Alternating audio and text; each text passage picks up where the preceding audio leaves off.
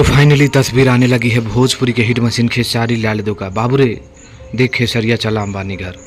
बहुत कोई को ये लग रहा था कि खेसारी लाल यादव को इनविटेशन नहीं मिला है, लेकिन आप लोगों को बता दें कि पवन सिंह से भी पहले मिला था।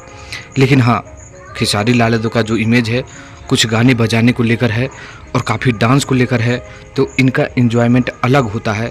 इसलिए खेसारी लाल यादव को 14 तारीख को बुलाया गया, ना कि 12 तारीख को।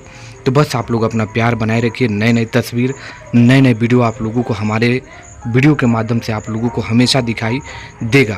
तो खेसारी लाल यादव तो जा ही रहे हैं, लेकिन साथ में उनके मैनेजर सोनू पांडे भी जा रहे हैं। और भी कुछ नई अपडेट आएगा तो मैं आप लोगों को बता दूंगा, लेकिन इतना आप लोग कंफर्म समझिए कि अंबानी घर खेसारी लाल यादव चल दिए हैं।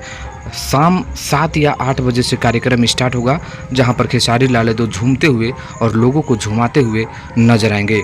तो ये फोटोज़ और वीडियो कैसा लगा कमेंट करिए, वीडियो को लाइक करिए, शेयर करिए। मिलते हैं नेक्स्ट वीडियो में। धन्यवाद दोस्तों।